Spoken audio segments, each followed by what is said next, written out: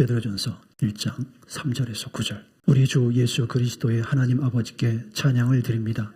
하나님께서는 그 크신 자비로 우리를 새로 태어나게 하셨습니다. 그리하여 그는 죽은 사람들 가운데서 예수 그리스도가 부활하심으로 말미암아 우리로 하여금 산 소망을 갖게 해주셨습니다. 썩지 않고 더러워지지 않고 낡아 없어지지 않는 유산을 물려받게 하셨습니다. 이 유산은 여러분을 위하여 하늘에 간직되어 있습니다. 하나님께서는 여러분의 믿음을 보시고 그의 능력으로 여러분을 보호해 주시며 마지막 때에 나타나기로 되어 있는 구원을 얻게 해 주십니다. 그러므로 여러분이 지금 잠시 동안 여러 가지 시련 속에서 어쩔 수 없이 슬픔을 당하게 되었다 하더라도 기뻐하십시오. 하나님께서는 여러분의 믿음을 단련하셔서 불로 단련하지만 결국 없어지고 마는 금보다 더 귀한 것이 되게 하시며 예수 그리스도께서 나타나실 때에 여러분에게 칭찬과 영광과 존귀를 얻게 해 주십니다. 여러분은 그리스도를 본 일이 없면서도 사랑하며 지금 그를 보지 못하면서도 믿으며 말로 다 표현할 수 없는 즐거움과 영광을 누리면서 기뻐하고 있습니다. 여러분은 믿음의 목표, 곧 여러분의 영혼의 구원을 받고 있는 것입니다. 아멘. 여러분은 믿음의 목표가 무엇입니까? 우리의 믿음의 목표는 영생을 얻는 영혼의 구원을 받는 것입니다. 오늘 말씀은 우리 주 예수 그리스도의 하나님 아버지께 찬양을 드립니다. 이 찬양으로부터 말씀이 시작이 됩니다. 하나님 아버지께 드리는 찬양과 경배는 우리가 영원히 드릴 예배인 것입니다. 계시록 4장 6절 7절의 영원한 복음은 여러분은 하나님을 경외함으로 모든 삶을 통해서 하나님께 모든 영광을 돌리며 우리의 몸과 영과 혼을 창조하신 창조주 하나님께만 경배와 찬양을 돌리라고 말씀하십니다. 그러므로 예수 그리스도의 십자가 보혈의 은혜로 구원을 얻고 예수를 주님이라고 부르는 모든 사람의 삶을 통해서 하나님께 대한 경배와 찬양이 있어야 합니다. 또 말씀하시기를 하나님께서는 그 크신 자비로 우리를 새로 태어나게 하셨습니다 라고 했습니다. 하나님께서는 독생자 예수의 피로 우리의 죄값을 치르게 하시고 그 피를 믿는 자를 성령을 통하여 하나님의 자녀로 거듭나게 하셨습니다. 그래서 이제부터는 누구든지 그리스도 예수 안에서 죽은 자들에게 영원히 쓰지 않는 영광스러운 부활의 영광에 참여할 수 있는 특권을 주셨습니다. 말씀하시기를 3절 4절에서 보면 그리하여 그는 죽은 사람들 가운데서 예수 그리스도가 부활하심으로 말미암아 우리로 하여금 산 소망을 갖게 해주셨으며 썩지 않고 더러워지지 않고 낡아 없어지지 않는 유산을 물려받게 하셨습니다. 이 유산은 여러분을 위하여 하늘에 간직되어 있습니다. 우리의 유산은 땅에 있는 것이 아니라 하늘에 지금 간직되어 있습니다. 하나님께서 우리에게 주시고자 하시는 유산은 이 땅에 썩고 부패하며 변질되는 그런 것이 아닙니다. 하나님께서 주시고자 하는 유산은 낡아 없어지지 않는 영원한 유산입니다. 그러나 이것은 하늘에 간직되어 있다고 말씀하십니다. 이 땅에서 받는 유산이 아니라는 것입니다. 그러나 사람들은 이 땅의 것으로 더 만족하려고 하는 것이 문제입니다. 그래서 하나님의 뜻과 상반된 길을 가고 있습니다. 애굽에서 유월절 어린 양의 피로 구원을 얻은 이스라엘 백성들이 어떻게 광야에서 죽었는지를 우리는 잊지 말아야 합니다. 그들은 젖과 꿀이 흐르는 땅에 대한 약속을 받았습니다. 그럼에도 불구하고 그들은 광야에서 좀 더 편안하고 좀 더 풍족하고 좀 더 즐기기를 바라면서 하나님과 피로 맺은 언약의 말씀에 불순종하고 하나님께서 가장 미워하시는 우상 숭배의 죄를 범하고 말았습니다. 심지어는 모세와 아론을 죽여버리고 자기들이 원하는 사람을 새로운 지도자를 세우고 다시 애굽으로 돌아가려는 반역을 도모하기도 했습니다. 광야의 백성들에게서 심판 직전에 보이는 모습과 말세 교회에서 일어나고 있는 모습은 너무 유사하다는 생각이 듭니다. 주님께서는 바울 사도를 통해서 말씀하시기를 디모데후서 3장 1절에서 그대는 이것을 알아두십시오. 말세에 어려운 때가 올 것입니다라고 말씀하셨습니다. 그 이유가 무엇입니까? 2절부터 5절에 사람들은 자기를 사랑하며 돈을 사랑하며 뽐내며 교만하며 하나님을 모독하며 부모에게 순종하지 아니하며 감사할 줄 모르며 불경스러우며 무정하며 원한을 풀지 아니하며 비방하며 절제가 없으며 난폭하며 선을 좋아하지 아니하며 배신하며 무모하며 자만하며 하나님보다 쾌락을 더 사랑하며 겉으로는 경건하게 보이나 경건함의 능력은 부인할 것입니다. 이런 일을 하는 사람들은 하나님의 나라에 들어가지 못한다는 것입니다. 이스라엘 백성들이 불순종하고 우상 숭배하고 음행하고 반역하는 백성들이 젖과 꿀이 흐르는 땅, 비록 조상 때로부터 약속을 받은 그런 땅이었지만 그러나 반역하는 그들이 들어가지 못했던 것처럼 이러한 일을 행하는 사람 또한 하나님 나라에 들어갈 수 없다라고 말씀하고 계시는 겁니다. 애굽에서 나온 그들은 유월절 어린 양의 피로 구원을 얻었고 하나님의 성산 시내산에서 말씀을 두고 피로 언약을 맺은 최초의 언약의 백성들이었습니다. 그럼에도 배도와 불순종을 일삼던 그들은 결국 광야에서 심판을 받아서 죽고 말았어요. 이것은 교회도 마찬가지입니다. 배도와 불순종과 반역을 일삼는 자들은 십자가의 보혈의 은혜로 구원 얻었을지라도 그런 일에서 돌이켜 회개하지 않으면 천국에 들어갈 수 없는 것입니다. 그러므로 주님께서 말씀하시기를 그대는 이런 사람들을 멀리 하십시오라고 말씀하는 것입니다. 하지만 모든 백성들이 원망하고 반역을 하고 배도를 해도 하나님께서 세우신 모세의 말에 끝까지 순종한 여호수아와 갈렙은 약속의 땅을 차지했습니다. 젖과 꿀이 흐르는 가나안 땅은 영원히 쇠하지 않는 주님께서 통치하시는 영원한 하나님 나라의 그림자입니다. 주님께서 여호수아 갈렙을 통해서 누가 어떻게 영원한 하나님의 나라를 얻을 사람인가를 오늘날 교회들에게 교훈을 주시는 것입니다. 그들은 인내하라는 주님의 말씀을 듣고 순종한 사람들입니다. 우리에게 약속된 영원한 유산은 이 땅에서 나는 썩고 부패한 것들이 아닙니다. 오직 하늘에 간직되어서 하나님께로부터 오는 영원한 것입니다. 자, 하나님께서는 마지막 때에 나타나기로 되어 있는 구원을 얻게 해주실 것이라고 말씀하셨어요.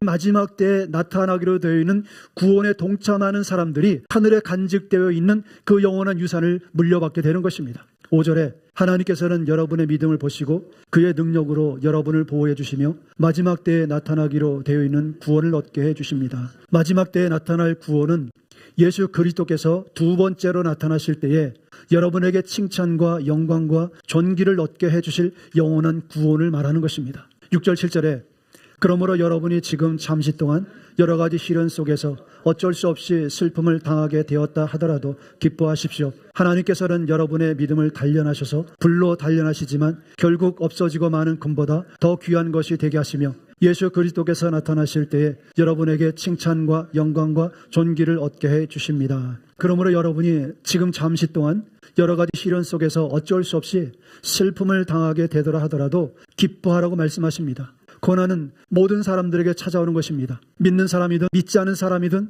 모두 이 땅에 사는 모든 사람들에게는 고난이 있습니다. 그러나 고난이 주를 위한 것이라면 기뻐하라고 말씀하는 것입니다. 그거는 소망을 낳는 고난이기 때문에 그렇습니다. 우리가 기뻐해야 될 이유는 이 세상의 삶이 끝나는 날 하나님께서 하늘에 간직한 영원한 구원을 얻을 것이기 때문입니다. 또한 영원히 썩지 않을 영생의 몸을 입고 주님과 함께 영원히 살게 될 것이기 때문입니다. 그래서 우리들 앞에서 살았던 믿음의 선조들은 장차 있을 영광과 기쁨을 바라보면서 현재 당하는 고난 중에도 소망 중에 기뻐할 수 있었다고 말하고 있습니다. 8절 9절에 여러분은 그리스도를 본 일이 없으면서도 사랑하며 지금 그를 보지 못하면서도 믿으며 말로 다 표현할 수 없는 즐거움과 영광을 누리면서 기뻐하고 있습니다. 여러분은 믿음의 목표 곧 여러분의 영혼의 구원을 받고 있는 것입니다. 아멘. 우리의 목표가 이 땅의 것에 있지 않습니다. 우리의 소망은 하늘의 영원한 것에 있기 때문에 그것을 얻기 위해서는 삶의 방식도 하늘의 방식대로 거룩한 행실로 세상과 구별될 수밖에 없는 것입니다. 구별되어야 합니다. 성도는 하나님께서 세워주신 영원한 나라의 상속자이기 때문입니다. 갈라디아서 4장 6절 7절에 그런데 여러분은 자녀이므로 하나님께서 그 아들의 영을 우리 마음에 보내주셔서 우리가 하나님을 아빠 아버지라고 부를 수 있게 하셨습니다. 그러므로 여러분 각 사람은 이제 종이 아니라 자녀입니다. 자녀이면 하나님께서 세워주신 상속자이기도 합니다. 우리가 하나님을 아버지라고 부를 수 있는 것은 양자의 영을 우리 마음속에 성령으로 부어주셨기 때문입니다. 우리가 죄사함을 얻고 하나님의 자녀로 거듭나고 성령과 더불어 하나님을 아버지라고 부르는 것은 영원한 하나님 나라의 상속자가 되는 특권을 얻었다는 것입니다. 비록 우리는 영원한 나라를 눈으로 보지 못했고 손으로 만져보지 못했지만 인내를 가지고 우리는 말로 다 표현할 수 없는 즐거움과 영광을 누릴 것을 기뻐할 수 있는 그 이유는 하나님의 선하심과 그 신실하심이 영원히 변함이 없으시기 때문입니다. 9절의 말씀처럼 여러분은 믿음의 목표 곧 여러분의 영혼의 구원을 받고 있는 것입니다. 영원히 썩지 않고 쇠하지 않는 부활의 영광스러운 몸을 입을 그날이 올 것이라는 것입니다. 구원은 선지자들과 천사들도 보고 싶어 했던 것이라고 했습니다. 10절 12절에 예언자들은 이 구원을 자세히 살피고 연구하였습니다. 그 일들은 천사들도 보고 싶어하는 것이었습니다. 하늘의 천사들조차도 부러워했던 구원이라는 것입니다. 왜냐하면 하나님의 아들 예수 그리스도 하나님의 본체가 되시는 독생자께서 십자가에서 대속의 피를 흘려 죽으신 것은 천사들을 위한 것이 아니라 살과 피를 가진 사람들의 구원을 위한 죽음이셨기 때문입니다. 그리고 그리스도 예수와 함께 죽은 자들에게 예수님께서 입으신 부활의 영광스러운 몸을 입혀주실 것이기 때문이라는 것입니다. 그것은 천사들보다 더 영광스러운 몸이라는 것입니다. 영원히 하나님의 자녀가 되는 몸이며 영원히 주님과 함께 다스릴 영광스러운 몸인 것입니다. 우리가 다 이 영광스러운 구원을 얻기를 바라는 것입니다. 할렐루야. 그래서 지금은 인내할 때입니다. 그래서 지금은 인내하라는 말씀에 순종하여서 구원을 이룰 때인 것입니다. 그러나 그날이 이르기까지는 이 땅에 사는 동안에 잠시 당하는 고난이 있다는 것입니다. 그것을 인내해야 한다고 말씀하십니다. 또한 이 생에 대한 자랑의 유혹이 있습니다. 그래서 정과 욕심을 십자가에 못 박아야 한다고 말씀하셨어요. 왜냐하면 사람들이 하나님과 재물을 겸하여 섬길 수 없고 하나님과 우상을 겸하여 동시에 경배할 수 없기 때문입니다. 주님께서는 세상에서 너희가 환난을 당할 것이라고 말씀하셨어요. 그러나 내가 세상을 이겼으니 너희는 담대하라고 말씀하셨어요. 그러므로 담대하게 하나님의 말씀에 순종하면 주님께서도 환난에서 너희를 건져주실 것이라고 약속하셨습니다. 하나님께서는 우리가 그 환난을 감당하려고 할 때 하나님은 또한 감당할 수 있는 힘을 주셔서 너희 그 모든 일을 감당케 하신다고 말씀하셨습니다. 또한 하나님께서 피할 길도 예비해 주셨습니다. 그러므로 여러분 주님을 신뢰하십시오. 주님의 선하심을 신뢰하시고 주님 말씀에 순종하십시오. 그러면 반드시 승리할 것입니다. 주님께서 곧 다시 오십니다. 주님께서는 하나님께로부터 난 자는 죄를 지을 수 없다고 말씀하셨어요. 그러나 사람들은 사람이기에 죄를 짓는 것은 어쩔 수 없는 것이라며 자기들의 행동을 합리화하려고 합니다. 하지만 주님께서는 죄를 짓는 자는 악마에게 속한 것이라고 단호하게 말씀하셨습니다. 여러분은 누구의 말을 더 신뢰하겠습니까? 요한일서 3장 8절 10절 죄를 짓는 사람은 악마에게 속해 있습니다. 악마는 처음부터 죄를 짓는 자이기 때문입니다. 하나님에게서 난 사람은 누구나 죄를 짓지 않습니다. 하나님의 씨가 그 사람 속에 있기 때문입니다.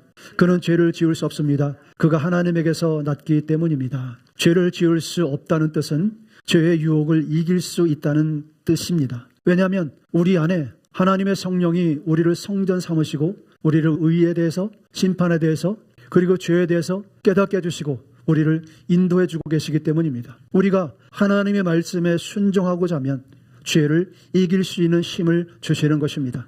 하나님의 말씀은 이렇게 분명하고 단호하게 하나님에게서 난 사람은 누구나 죄를 짓지 않습니다. 그는 죄를 지을 수 없습니다라고 말씀하셨는데도 죄를 짓는 것을 어쩔 수 없는 일이라며 계속 자기를 합리화한다면 주님께서 이렇게 말씀하셨습니다. 죄를 짓는 사람은 악마에게 속해 있습니다. 악마는 처음부터 죄를 짓는 자이기 때문입니다. 그는 하나님의 자녀가 아니라는 것입니다. 여러분은 누구의 말에도 순종하겠습니까? 누구의 말씀을 듣겠습니까? 여러분이 죄와 타협하지 않고 의와 거룩함으로 살고자 할 때 하나님께서 감당할 수 있는 힘을 주셔서 그것을 이루게 하십니다. 그것은 내가 아니라 내 안에 계신 주님의 영, 성령님께서 그렇게 하시는 것입니다. 그러나 우리가 의지를 주님께 복종시켜야 합니다. 우리의 몸과 마음을 복종시켜야 합니다.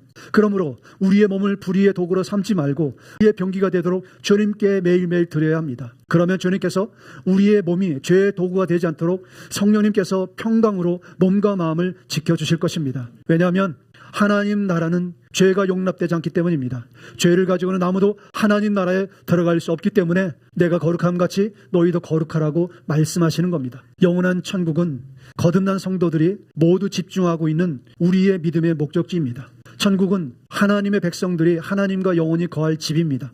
그러나 여러분이 천국에 들어가기를 원한다면 하나님께서는 이 세상을 본받아서는 안 된다라고 말씀하셨어요. 이 세상은 하나님을 반역했습니다. 하나님께서는 너희는 이 세상을 본받지 말고 도리어 하나님의 선하심과 온전하심과 기뻐하신 뜻이 무엇인가를 깨달아서 너희의 몸을 하나님께서 기뻐하시는 거룩한 산제사로 드리기를 힘쓰라고 말씀하셨습니다. 하지만 인본주의 신앙은 믿음만 강조하고 성도의 거룩한 행실에 대한 책임을 강조하지 않습니다. 그래서 옷은 아무렇게나 입어도 믿기만 하면 된다고 합니다. 그러면 어떤 사람은 이렇게 말합니다. 그러면 옷만 거룩하게 입으면 다냐? 여러분, 사람은 그 마음에 쌓은 선에서 선한 것을 내고 그 마음에 쌓은 악에서 악한 것을 낸다라고 말씀하셨습니다. 그 모든 마음에 쌓은 것은 행함으로 드러나게 되어 있다라고 말씀하셨어요. 이것은 예수님의 말씀입니다. 사람의 옷차림은 그 사람의 마음의 상태의 모습입니다. 밭으로 논으로 일하러 가는 농부는 양복이나 넥타이를 메고 나가지 않습니다. 농부의 마음을 가지고 있기 때문입니다. 직장에 가는 사람은 노숙자의 옷차림을 하고 나서지 않습니다. 그는 노숙자의 마음을 가지고 있지 않기 때문입니다. 이처럼 하나님을 경외하는 마음이 있는 성도는 하나님께서 무엇을 기뻐하시는지를 먼저 생각하고 순종하고, 그래서 주님께서는 내가 거룩하니 너희도 거룩하라고 하셨습니다. 하나님께 그 마음을 두고 있는 사람은 항상 먹든지 마시든지 무엇을 하든지 하나님의 뜻을 살피는 자가 된다는 것입니다. 여러분은 주님의 마음을 살피는 자가 되어야 합니다. 주님의 뜻을 살피는 자가 되어야 합니다. 그리고 그 뜻에 순종해야 합니다. 이것이 우리가 이 땅에서 영생을 준비하는 성도들의 모습입니다. 하나님의 뜻대로 행하지 않는 자는 아무도 하나님 나라에 들어갈 수 없습니다. 천국은 오직 하나님의 뜻대로 행하는 자들만 들어갑니다. 우리는 애굽에서 구원을 받은 이스라엘 백성들이 왜 광야에서 멸망을 당하였는지를 생각해야 합니다. 그들은 하나님이 계신 것을 믿지 않아서 죽은 것이 아닙니다. 하나님의 구름 아래서 성령으로 침례를 받았습니다.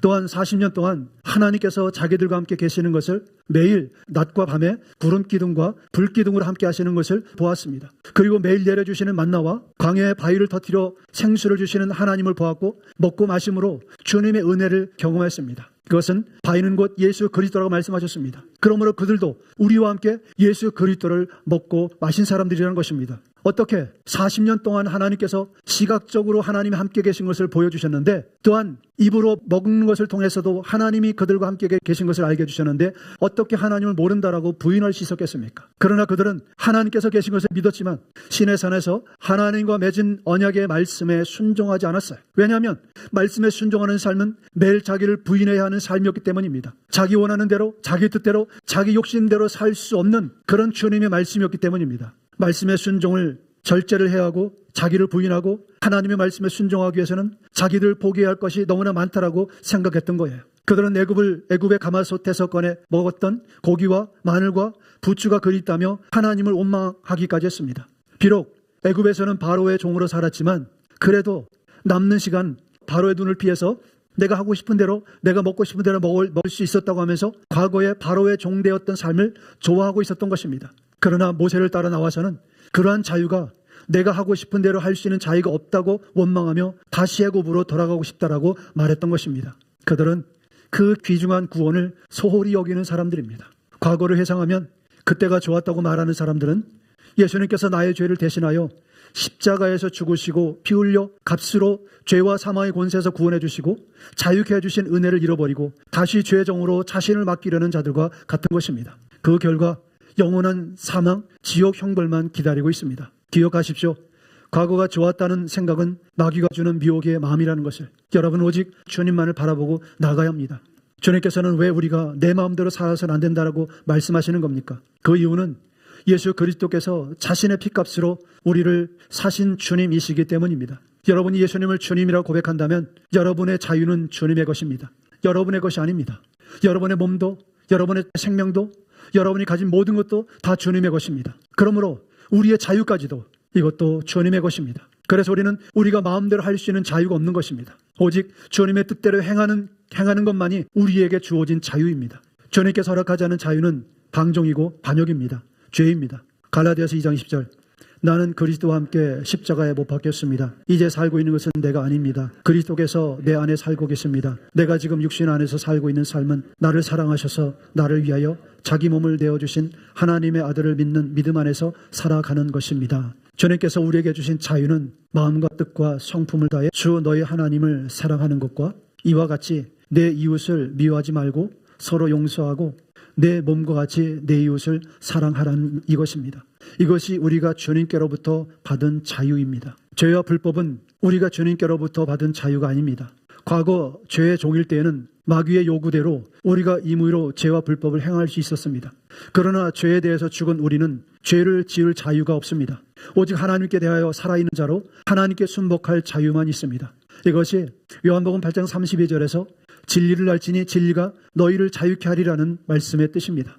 주님께서는 우리가 원하는 대로 하고 싶은 대로 살아서는 안 된다고 말씀하십니까? 우리를 예수 그리스도의 피값으로 사신바 되었고 거룩하신 성령께서 거하시는 거룩한 성전이 되었기 때문입니다. 죄의 삭은 영원한 사망이기 때문에 우리는 죄를 선택할 자유가 없는 것입니다. 만약에 여러분이 다시 죄의 삶을 선택한다면 여러분은 영원한 사망에 처해지게 되는 것입니다. 고린도전서 3장 16절 17절. 여러분은 하나님의 성전이며 하나님의 성령이 여러분 안에 거하신다는 것을 알지 못합니까? 누구든지 하나님의 성전을 파괴하면 하나님께서도 그 사람을 멸하실 것입니다. 하나님의 성전은 거룩합니다. 여러분은 하나님의 성전입니다. 또한 왜 주님께서 우리가 원하는 대로 살아서는 안 된다고 말씀하십니까? 베드로전서 1장 4절 5절 썩지 않고 더러워지지 않고 낡아 없어지지 않는 유산을 물려받게 하셨습니다. 하나님께서는 여러분의 믿음을 보시고 그의 능력으로 여러분을 보호해 주시며 마지막 때에 나타나기로 되어 있는 구원을 얻게 해 주십니다. 자, 누구든지 하나님의 뜻대로 행하지 않고는 마지막 때에 나타나기로 되어 있는 구원을 얻을 수 없는 것입니다. 여러분은 하나님께서 독생자의 피로 사신 주님의 몸된 교회, 주님의 소유된 백성들입니다. 사도행전 20장 28절 여러분은 자기를 위하여 또는 온 양떼를 위하여 삼가하라. 성령이 그들 가운데서 여러분을 감독자로 삼고 하나님의 자기 피로 사신 교회를 보살피게 하셨느니라. 여러분, 교회는 주님께서 핏값으로 사신 교회입니다. 즉 교회는 예수 그리스도를 믿는 한 사람 한 사람 여러분을 말하는 것입니다. 그러므로 우리는 주님의 핏값으로 팔림받은 주님의 소유된 백성이므로 오직 하나님의 뜻대로 내가 거룩하니 너희도 거룩하라고 말씀하신 그 말씀에 따라서 우리는 순종해야 합니다. 우리가 예수님을 주님이라고 하나님을 아버지라고 부르는 우리가 왜 내 마음대로 해서 안 되는지 그 이유를 결론지어 말씀드린다면 이것이 하나님의 뜻이고 말씀이 곧 법이기 때문입니다. 하나님 나라에서 영원히 살기를 바라는 사람들은 하나님의 뜻대로 법에 따라야 합니다. 하나님의 계명의 말씀에 따라야 합니다. 예수님께서는 율법과 선지자의 글을 폐하러 온 것이 아니라 완전케 하기 위해서 오셨다고 말씀하셨어요. 마태복음 5장 17절 20절 내가 율법이나 예언자들의 말을 폐하러 온 줄로 생각하지 말아라. 폐하러 온 것이 아니라 완성하러 왔다. 너희의 의로운 행실이 율법학자들과 바리새파 사람들의 의로운 행실보다 낫지 않으면 너희는 하늘나라에 들어가지 못할 것이다. 바리새인들과 율법학자들은 외식적이었습니다. 그들의 행실은 외식적이었습니다. 사람들이 보는 앞에서 자기들의 의로움을 나타냈고 보지 않는 곳에서는 은밀한 곳에서는 죄를 범했습니다. 그러나 주님께서는 사람들이 보든 보지 않든 너희는 어디에 있든지 너희의 삶이 거룩해야 한다라고 말씀하시는 것입니다. 왜냐하면 은밀하게 보시는 하나님 앞에서 너희의 몸과 마음의 행실을 거룩하게 한다라고 말씀하시는 것입니다. 그렇지 않으면 하나님 나라에 들어갈 수 없다라는 거예요. 그러나 지금 교회와 신학자들은 율법을 폐하여졌다고 말합니다. 말씀의 본체가 되시는 분이 오셔서 아니라고 완전하게 하기 위해서 왔다고 말씀을 하셨는데 입으로 주님이라고 말하는 사람들이 어떻게 그분의 말씀을 가르치고 전하는 사람들이 자기들의 지식과 경험과 신학으로 그리고 교리로 하나님의 말씀을 판단할 수 있겠습니까? 주님께서는 율법과 선지자를 완전하게 하기 위해서 오셨다고 말씀하셨어요. 율법과 계명은 성도의 거룩함과 의로움의 삶의 방식이 무엇인지를 가르쳐주는 생명의 말씀입니다. 십계명은 애굽에서 어린 양의 피로 구원을 얻고 홍해를 지나서 물로 침례를 받고 하나님의 성산에서 백성들을 따로 구별해서 주신 계명의 말씀입니다. 이것은 생명의 말씀이에요. 이 말씀은 생명과 사망을 심판하는 기준입니다. 계명의 말씀은 예수 그리스도의 십자가의 피를 믿는 모든 성도들이 반드시 순종해야 될 말씀입니다. 예수님을 주님이라고 하나님을 아버지라고 부르는 사람들은 계명의 말씀을 어기며 우상을 숭배하고 안식일을 범하고 부모를 거역하고 이웃을 탐하고 천국에 들어갈 수 있겠습니까? 이것은 불가능한 것입니다. 죄를 회개하고 불순종을 버리고 하나님께 돌아와 순종하지 않으면 예수님을 주님이라고 부르는 자도 하나님 나라에 들어갈 수 없습니다. 거룩함이 없이는 천국에 들어갈 수 없습니다. 히브리서 12장 14절에 화평함과 거룩함이 없이는 아무도 주님을 뵐 수 없을 것이다 라고 말씀하셨습니다. 그렇다면 이 구절로 인해 천국에 들어가는 기준을 우리는 받은 것입니다. 천국에 들어가는 기준이 뭐냐? 화평함과 거룩함이에요. 그래서 여러분, 이웃과 원수를 맺지 마십시오. 부부간에 원수를 맺지 마십시오. 부모와 자식 간에 원수를 맺지 마십시오. 세상 사람들과 원수를 맺지 마십시오. 화평함과 거룩함이 없이는 아무도 주님의 나라에 들어갈 수 없습니다. 그러므로 지극히 작은 소자에게 물 한 그릇 대접하는 것도 주님께 행한 것입니다. 지극히 작은 소자에게 해를 입히는 것도 주님께 해를 입히는 것입니다. 지극히 작은 소자를 실족시키는 자는 차라리 그 등에 연자맷돌을 메고 물에 빠져 죽는 것이 낫다라고 말씀하셨습니다. 서로 사랑하십시오. 서로 용서하기를 힘쓰십시오. 그래서 원수매중을 풀으시고 화평한 관계를 이루시고 하나님 앞에서 거룩한 모습으로 나가십시오.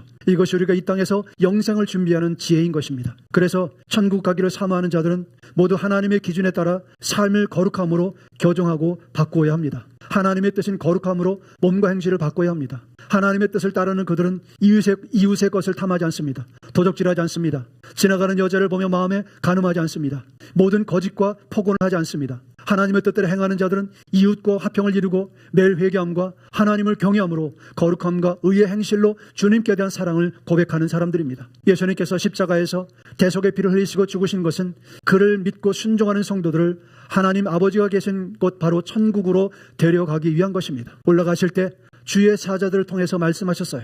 사도행전 1장 11절에 갈릴리 사람들아 어찌하여 하늘을 쳐다보면서 서 있느냐.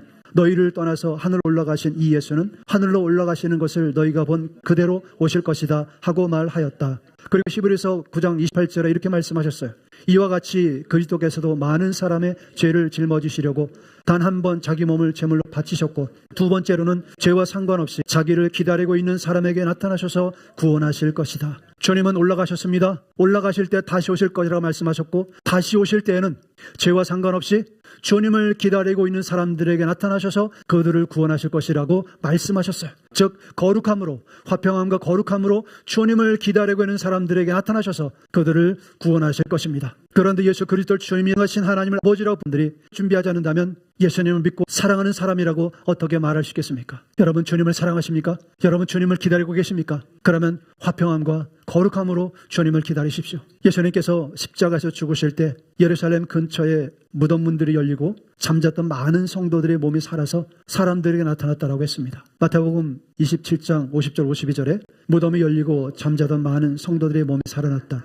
그리고 그들은 예수께서 부활하신 뒤에 무덤에서 나와서 거룩한 도성에 들어가서 많은 사람들에게 나타났다. 여러분 이것은 죽은 자의 부활이 있음을 사람들이 보고 믿을 수 있도록 베풀어 주신 하나님의 은혜인 것입니다. 이것은 장차 예수 그리스도를 믿는 모든 사람들에게 나타날 영광스러운 모습을 보여주신 것입니다. 예수님께서도 죽은 자 가운데서 부활하시고 하늘로 승천하셨습니다. 그리고 너희들을 데려가기 위해서 다시 오신다고 말씀하셨어요. 주님께서 약속하신 아름다운 천국이 있는데 그 천국을 준비하지도 않고 기다리지도 않는다면 죽으면 천국에 간다고 어떻게 그렇게 말할 수 있겠습니까? 주님께서 말씀하셨어요. 두 번째로는 죄와 상관없이 자기를 기다리고 있는 사람들에게 나타나셔서 구원하실 것이다라고 말씀하셨습니다. 예수님께서 곧 다시 오십니다. 여러분은 주님을 회개함과 거룩함으로 주님을 기다려야 합니다. 화평을 이루십시오. 여러분의 몸을 거룩하게 구별하십시오. 그리고 주님을 기다리시면 주님은 오셔서 반드시 구원해 주실 것입니다. 결론을 맺습니다. 우리 믿음의 결국은 영원 구원을 받는 것입니다. 오늘 우리는 베드로전서의 말씀을 통해 우리의 믿음의 궁극적인 목표가 이 땅에서 안락함이 아니라 영혼의 구원임을 다시 한번 확인했습니다. 하나님께서는 우리를 위해 썩지 않고 더러워지지 않고 쇠하지 않는 영원한 유산을 하늘에 간직해 두셨습니다. 그러므로 우리는 광야의 이스라엘 백성처럼 육신의 편안함을 위해 다시 죄악된 세상 애굽으로 돌아가려고 해서는 안 됩니다. 비록 지금 우리가 겪는 시련이 불로 연단하는 금보다 더 우리를 단련시킨다 할지라도 그것은 잠시뿐이라는 것입니다. 장차 주님께 나타나실 때 우리에게 주실 칭찬과 영광과 존귀는 그 무엇과도 비교할 수 없는 영원한 것입니다. 또한 거룩함은 선택이 아니라 천국에 들어가기 위한 필수 조건입니다. 하나님께서는 내가 거룩하니 너희도 거룩하라고 명령하셨어요. 예수님의 십자가의 보혈로 구원받은 우리는 더 이상 죄와 타협하거나 합리화해서는 안 되며 악은 모양이라도 버리고 철저히 하나님의 법에 순종해야 합니다. 마지막으로 주님 오심이 임박했습니다. 깨어있는 신부는 신랑을 맞이할 준비를 해야 합니다. 세상의 유행과 풍조를 따르는 것을 멈추고 오직 의와 거룩함으로 옷을 입어서 다시 오실 주님 앞에 부끄러움 없이 저와 여러분이 되시기를 주님의 이름으로 축복합니다. 예수님께서 곧 다시 오십니다. 날마다 회개 거룩함으로 주님을 기다리는 저와 여러분 되시기를 주님의 이름으로 축복합니다. 기도하겠습니다.